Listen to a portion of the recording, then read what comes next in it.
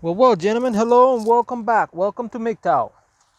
So, today I want to talk a little bit about the American family and how it's broken up because there are there've been some interesting characters that have been salivating at the mouth with the thought of breaking up the American family. And so how did this come to be? How did we come to be to this? How did we come to this current state of affairs? Well, the left, you see, the political left had no way of gaining entrance into or breaking capitalism. The elites that have their agenda wanted to break up the system. They wanted to break up the current state of affairs. Because you see, capitalism is an economic system that gives freedom to the little man. You see, but these people are after power, and what they did was, well, they said we're going to change the culture. And I know I'm opening a can of worms here because I'm an immigrant, but hell, if if a white man can talk about race, then I can talk about culture. You see? So everything's up for consideration. Okay? And I have nothing against our white brothers. They're many of them are MGTOW also. I just want to talk about this one topic here, culture, because I know a lot of people are butthurt about culture nowadays. And unfortunately, many of them have been the same people that have supported uh, military bases all over the world, destroying other people's culture. So, but the topic here today is this. The topic here today is the destruction of the American family and how it came to be, right? I might as well just be brutally honest about things because if I hold my tongue, then it doesn't make for a good video. So, how did it come to be? Well, it turns out that some very smart people said, well, we can play with the language. We can change the definition of things, right? And so we can look at a word like apple, for example, right? And we can say, well, the word apple. What's really an apple, right? And so we can debate about what an apple is all day long, right? Well, it's a fruit. Well, other things are fruits too. Well, it has seeds inside of it. Well, other things have things inside of it, seeds inside of it too. Well, an apple is red. And then somebody else will jump on and say, well, no, wait a minute. We got yellow apples, we got green apples, we got apples of all kinds of different colors.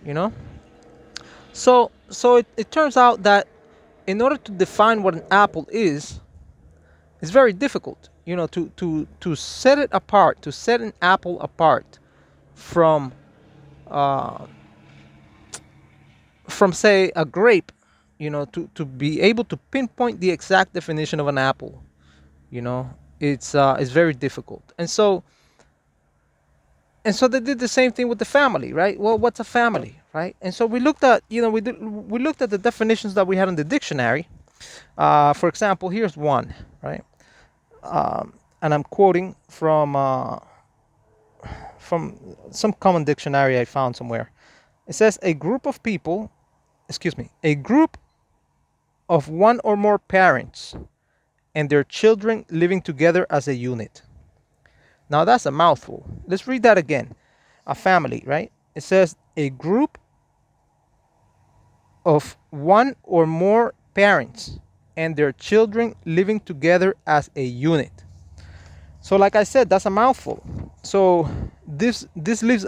If we couldn't even define what an apple was, now we have here a whole bunch of words that we have to really, try and find the definition of. For example, a group, right? Well, we can talk. We can say, well, what's a group, right? Is it a combination of things? Is it two? Is it more? Um, how big is the group, right? How big does something, does an agglomeration of people or things have to be in order to qualify as a group? You know, is three a group, or is three just a few? How about two? Is that a group or is it a couple? And what's the difference between a group and a couple, right?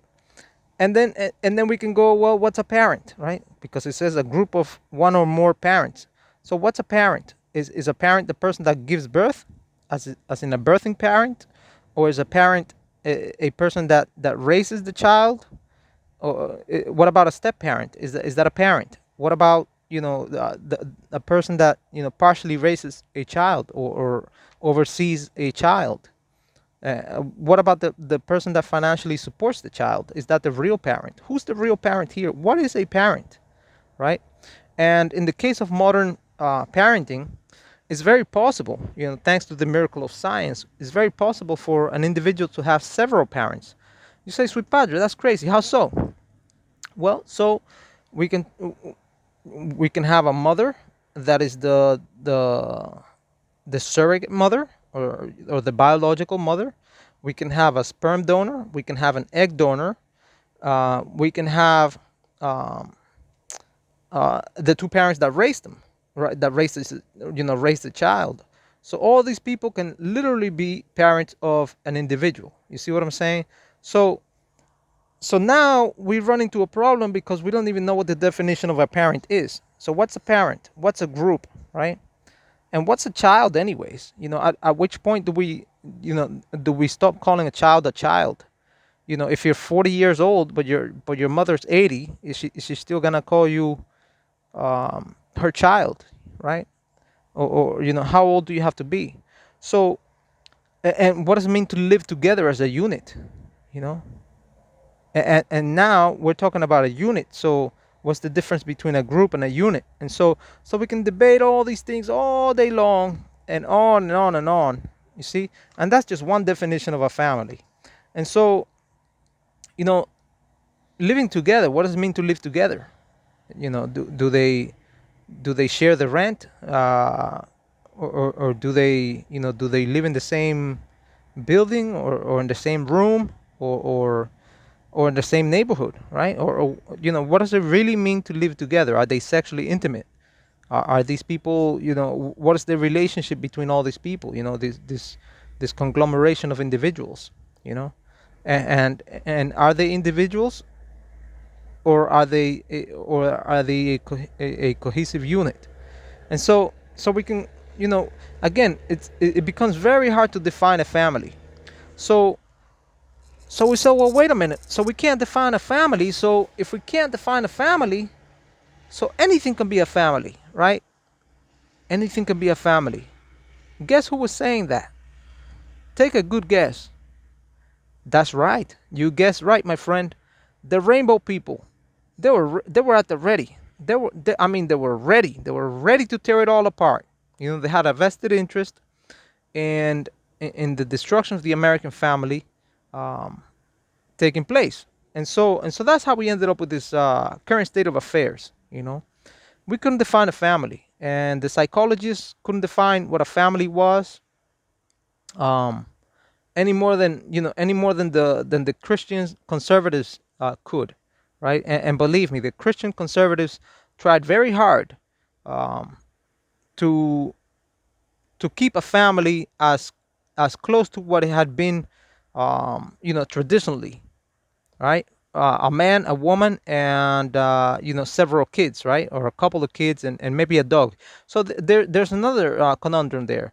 What about the dog? Is that part of a family? So we have people identifying with animals, and calling animals their family, right? Because if a child can develop feelings for a dog, right? Um, and I'm not talking about anything intimate or anything. um, if a child can develop, and the dog can become part of the family, right? People love their pets. So what does it mean to love? At which point do we? And so we can go into this other word here, love. What is love, right? What is really love? And so the Greeks had defined, I think it was 21 kinds of love or whatever. But now we have a situation where we can't really define what love is. So if we're talking about a group of people living together as a unit, with their children, then that opens up a whole can of worms, because we can say, well, what about two men living together, right, with a child? Is that a family? You see what I'm saying? You see where I'm going with this? So this opens up uh, incest. This opens up pedophilia. This opens up a whole different, like I said, a new can of worms. It opens it up, and so you had people, all kinds of degenerates, um, attacked the family. And like I said, the group of people that fought this the most was the Christians, the conservative Christians, the religious people. And in other countries, of course, they wouldn't have had, these degenerates wouldn't have had the time of day, to spread their filth. But because, in America, we see, we've seen this land traditionally as the land of freedom and opportunity, and I see this place as that. Still to a certain degree, I see it as that. A land where people can come in and preach as they wish, or not preach. Excuse me, not believe, if that's also their wish. Um, but there was a sense of morality, right? That was still part of the whole American experience. And so with this new ideology here, right? Um, now we can say, well, love is love, right? So if love is love, it doesn't matter who's loving who. It doesn't matter who's pumping each other in the butt or whatnot. It doesn't matter, if children are involved in incest, or in sexual relationships with, people that have, the power to consent, right? Even though the child does not. So none of it matters. So we have a total destruction of what was the American family. And so, the current state of affairs is now, one of confusion for many people. Other people are, they're delusional. They want to push their agendas onto others, right? And this goes totally against, the values of the Enlightenment and the values that founded this nation. You know, a nation for all, a nation that would one day, um, in the future, perhaps, not perhaps, but ideally in the future, would one day, um, you know be the nation in which people will live, um, in a way that fulfill their desires, as long as they wouldn't hurt anybody else. And so that was the American dream, the real American dream. It wasn't the American dream wasn't a dream of consumerism. It wasn't a dream of having a new car or a new iPhone. It was the dream of being able to be yourself. Of being able to carve a little niche somewhere in the land somewhere, or in part of this land somewhere, and be yourself. Be able to worship as you wished. Um, be able to produce and keep the fruits of your labor. That was the original American dream. You see, um, but the founders of this nation, they knew that, this so-called American experiment was fragile. That it was a fragile thing, and that unless the people are educated, it wasn't going to last long. And so, the democratic process depends on uh, on people being educated. And so the education system, once the domain of women, was also attacked. You see, feminism played a big role in this. You see, um, the women used to teach children in the early days of the American, experience. Before the government took over. It was small, small town schools, right? And there was discipline in the schools. And of course, many children were, you know thought in orphanages too during the Industrial Revolution. But anyways, I don't want to get sidetracked here. I want to keep talking about how the American family was torn apart, and so we have a breakdown of the language. You see, and this breakdown of the language brought along with it a breakdown of the societal structure. You see, and so now we have a situation where, you know, literally we cannot define what a family is. You see, and we don't know what love is, right? Because we can't really pinpoint the definition of love. Something, I mean, if we can't really pinpoint the definition of what an apple is, which is something tangible, how can we even define what love is, right? How can we even define what love is? You know, when people say they feel it, right? And apparently, it's, you know, as far as I'm concerned, you know, there's a difference between the way in which men feel love and the way that women experience their emotions, which they call love. I don't know if you know, if it's the same, but it appears not to be so. And so that's how they broke it down, guys. You know, they managed to break down the American family, and once the family was destroyed, um, of course, with the enticement of, you know, material gain for women, right? That was a big incentive, right? Um, you know, turn your man in, turn him in, and you can get everything, right? You can get welfare, you can get um, child support, you can get, you know, government assistance for housing. You know, we'll take your kid from you, and you know, 8 hours a day, and you don't have to worry about that child for 8 hours a day. You can go and ride the carousel, you know, for 8 hours a day while we take care of your child, because the more you ride the carousel, um, the better it is for us, the better it is for the system, right? Um, and the more taxes, especially if you go to work, you know, the more and you consume, the more taxes that we can get from you and everybody else involved. And so it's a series of things, you know, a series of things that series of hooks that were put in front of people in order to break down the American family. But it began with this breakdown in language. It began with this breakdown in language and the involvement of people who wanted the family itself um, to be deconstructed. You see, because that's what we're talking about when we're talking about um, this particular way of breaking down things. You see, it's not a destruction per se. In other words, it's not a it's not a breakdown of the components of the family into separate things. No, it's a series of breakdowns, a series of breakdowns, um, or in other words, multiple ways of breaking down a single thing, multiple ways of breaking down, in this case, the family. You see, so that's deconstruction there. That's how the deconstruction of the American family took place.